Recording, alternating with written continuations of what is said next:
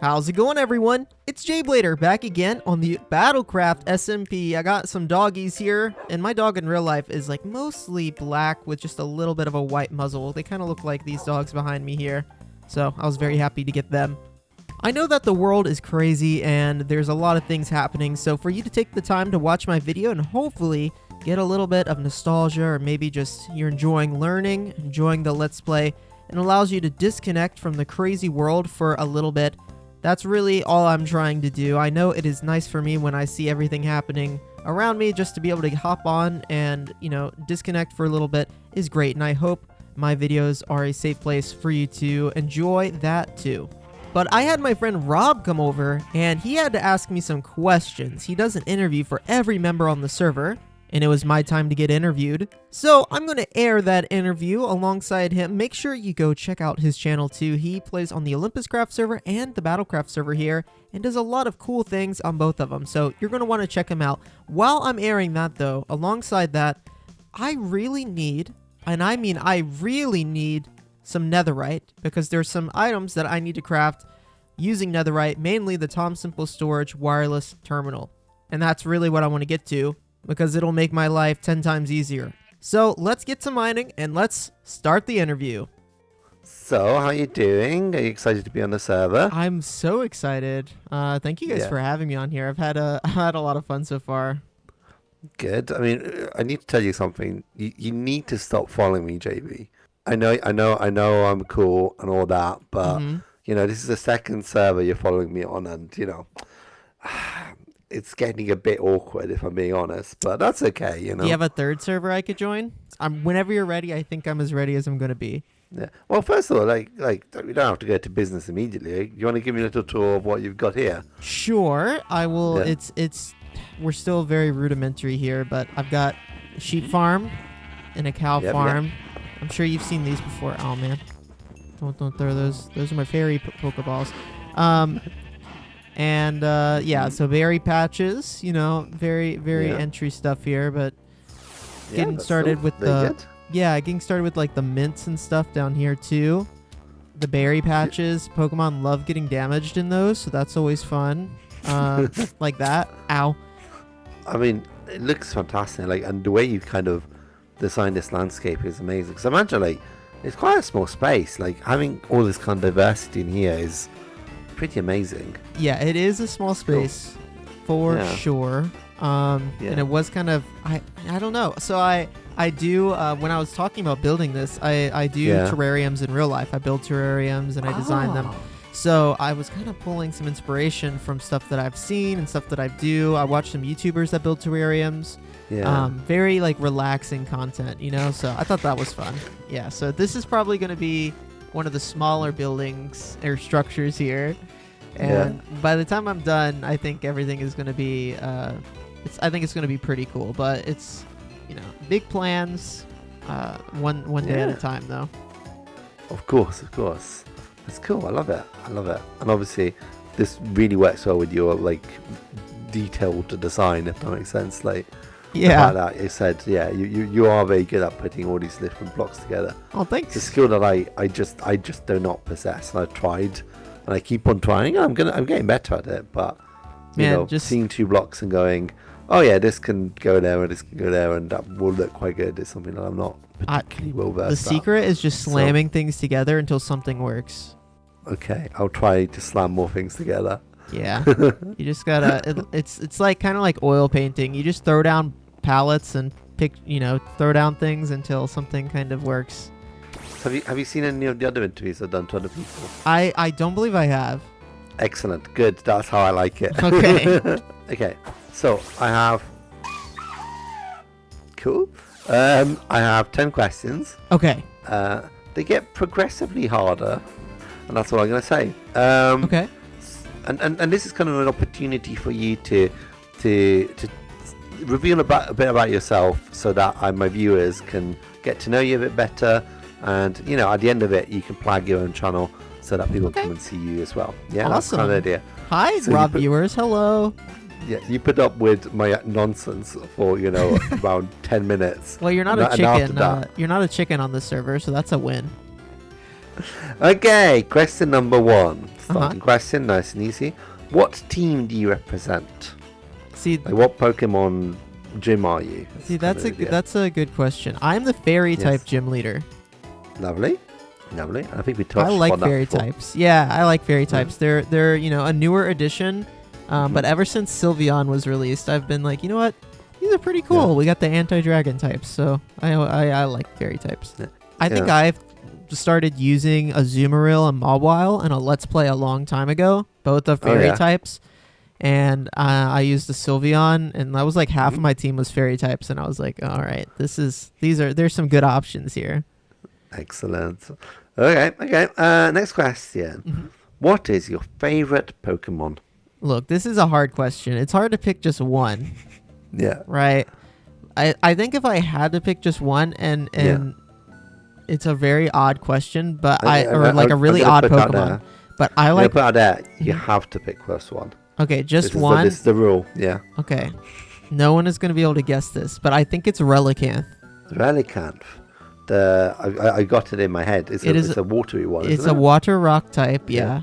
And it is is like a kind of fossily old Pokemon that's based on deep sea animals in real life, which I was just talking about with someone yesterday. Like, deep sea creatures are so fascinating to me, especially like these fish that are hundreds and hundreds of years old, 500, 600-year-old fish that live at the bottom of the ocean and barely move. Anyway, because of that, I really like Relicanth.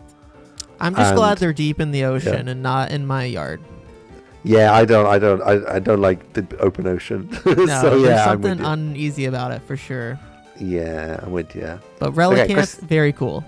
Yeah, Relicanth. Sneasler and Heracross get a close second. You're going for like, I think Relicanth and Heracross are Pokemon Go regional Pokemons as well. They are. Yeah. They're even more rare. Yeah. I like that. And on the topic of Pokemon Go, what Pokemon game did you first play? So technically it was Pokemon Gold, but the first Pokemon game that I played and beat, where I felt like I really became a Pokemon nerd, was Pokemon Emerald. Man, I'm with you. That's my gen for sure. I did Pokemon Emerald. That's the first one. So I was a little too young. My friend had a copy of Pokemon Gold that his older brother had, and he let me borrow it. And I was just a little too young to really understand what was going on. I think I was like 5 or 6 years old. But by the time Emerald came around, it was right in that perfect time slot, and I was able to really enjoy that game. Nice. Next question. What Pokemon would be the best carpenter? Best carpenter. Yeah, I think actually, when I wrote this question, I didn't think about it, but I think I've got an answer for this. But I want to see if it's the same answer you're going to give. So to me, a carpenter is someone that has is good with their hands. And so I think off the top of my head, a Pokemon like Machamp would be good, right? Because they have 4 hands. That's true. That's true. So they need the opposable thumbs, and I think Machamp probably does. Machamp has that. Yeah. Nothing else is coming to mind, but I'm sure there's some other good options. See, I was thinking, is it Timber? Yeah, Timber. There's one which is carrying like an actual log. Yeah. Like a plank of wood. So I think that was it. Is it now that would be Timber would be good at construction, but is carpentry the same as construction? Oh, good shout, actually. Yeah. You're right there. I feel like there's a fine motor skill difference. Yeah, he's good at carrying the logs after they've been shaped. But yeah, Machamp is there, working away. That's a good question, though. That's an interesting one. Yeah. I don't think it's a very important question. I don't think it's ever been asked before. So. Yeah, that's the first time I've been asked that one. So thank you for that answer. That's great. Question number 5. Okay. If you lost your shoe, which Pokemon would you incorrectly blame? And the trick here is that it has to be incorrectly blame. You say, "Oh, you took my shoe," but it actually wasn't them. I feel like I would blame any baby Pokemon. I feel like I would be like, a Cleffa took my shoe. How dare it? And what it really happened was a Zigzagoon took it, and the Cleffa was just trying to get it back. But I didn't see that. Oh no! I didn't see the You, Zigzagoon. I only saw the Cleffa. oh, you're scolding a little baby Cleffer Yeah. when they were trying to help you Yeah. retrieve your shoe. No, but in Oh, the that's end, I saw what heartbreaking. was going on. Okay. Oh, okay. So it's In all, this it's make-believe all, story, yeah, in the end, I saw what's going on. So it's all good. yeah. Can you give the Cleffer some ice cream as like an apology? Yeah, we can do that. Okay. Okay. That's fine then. That's okay. Number 6. Mhm. What Pokemon has the longest name? I'll tell you what. For There's alligator. 3 answers to this. Nope. It's not for alligator. Good For question, alligator's name was originally so long that they had to shorten it in the game. Mhm. So if it's not Yep. if it's not for alligator, then it has to be a newer Pokemon. Yeah, I'll tell you what. I googled this, so if it's wrong, don't come at me, people. Come at Google. All right, what is There's it? 3 answers. There's 3. There's 3 that have the same like. Oh my gosh, I have no idea. Okay, so it's Crabominable, Okay. Squawkabilly, Okay. or Brambleghast. Yep. I can see it. Yep. You know, I just throwing in a trivia question in there just to That's kind a of good throw you off, one. you know? Is it? Sure. I think so Okay. because I don't even Yeah. think about the newer game Pokemon because they got rid of the letter limit. I only thought about the old ones. So that's interesting. Question number 7. If you lost your other shoe, okay, you now lost 2 shoes, which Pokemon would you correctly blame? I think I would blame the Pokemon. I actually see it on the map over there. Thievul's pre-evolution Nickit. Because they are Oh. known for stealing things. Oh, and you know, yeah, it's definitely corrected blame. There you go. So nicely done. You've caught the mischief. Well done. Hopefully, he gives you your shoe back. I'm Yeah. sure you're gonna need that. I need that, yeah. Question number 8. And we're getting to difficult territory here. Okay. Okay. What Pokemon would eat the moon if they were really hungry? Oh, Snorlax, no question. Oh, but like, let's think like physics here, right? I see where you're coming from. Snorlax is a hungry boy, right? Okay. No shame in that. You know, I'm a hungry boy. Everyone's a hungry boy. That's fine. But like, the moon is significantly larger than the Snorlax. Yeah. You're still sticking with that? Well, there's no Pokemon large enough to actually eat the moon. I guess Snorlax would definitely give it his best shot. You know. I mean, he would definitely start chomping on the moon dust for sure. The moon is non-digestible, so that's going to be a tough one, right? Is there a Pokemon that eat rocks? Because there are. Oh. There are. Good So question. like Sableye, right? Eats gems. Oh. Now we're cooking. So my answer is 20 million Sableye. That's a good answer. Also, the first time that's been an answer to any question in the world. There you go. There's a unique Yeah. answer. Yeah, if anybody has a lot of time on their hands and wants to calculate how long it would take 20 million Sableye's to eat the moon, Eat the moon. Yeah.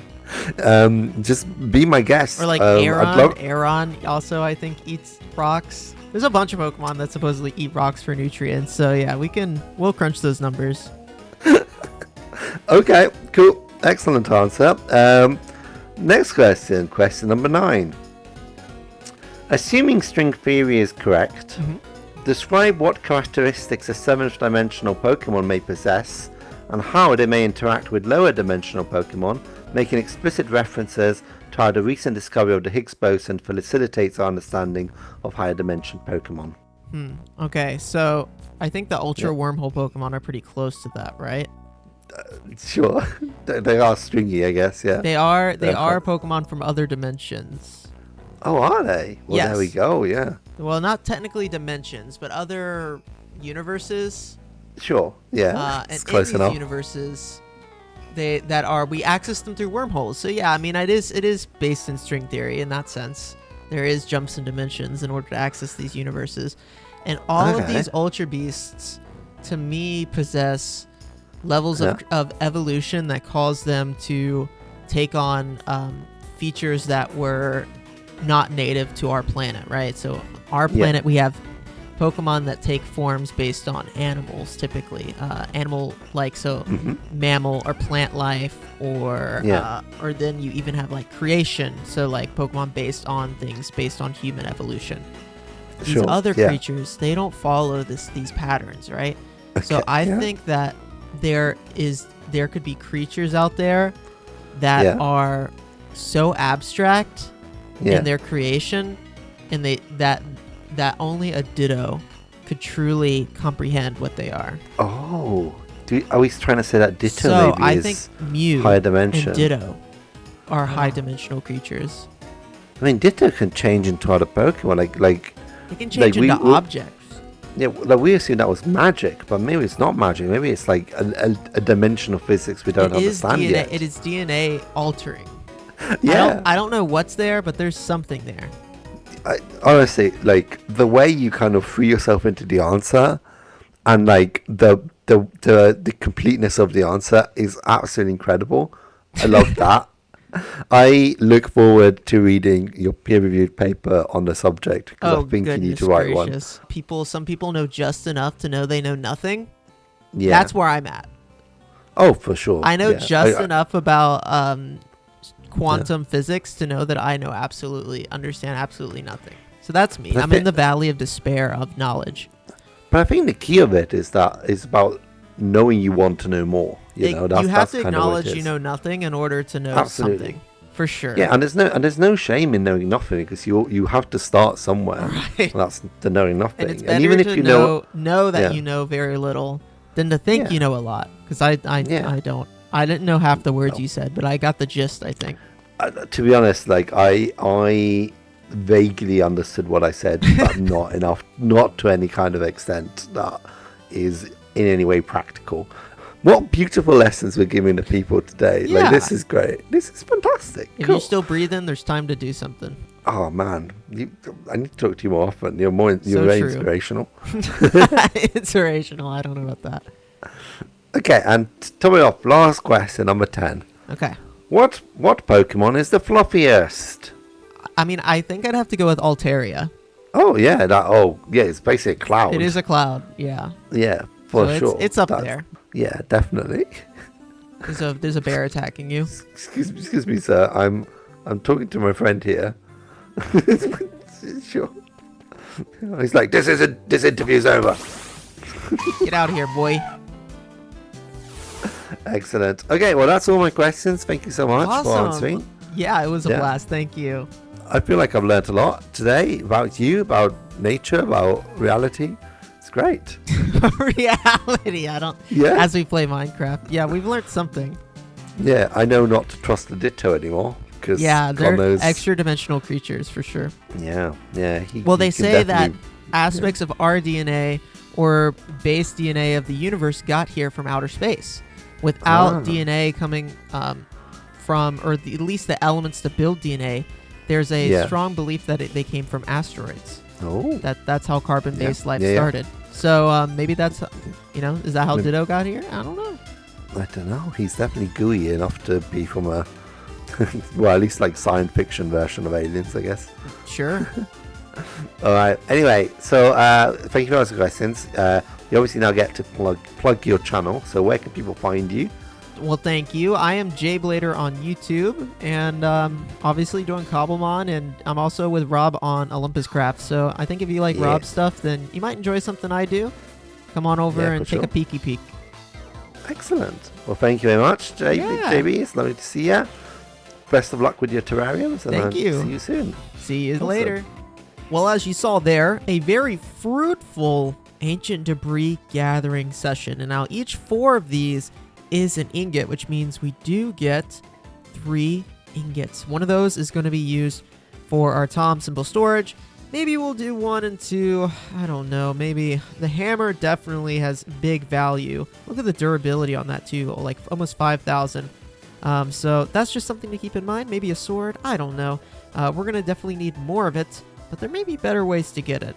We're gonna have to look into it. Anyway, thank you so much for watching this episode. Thank you, Rob, for the interview, and I'll catch you guys on the next episode here on the BattleCraft SMP.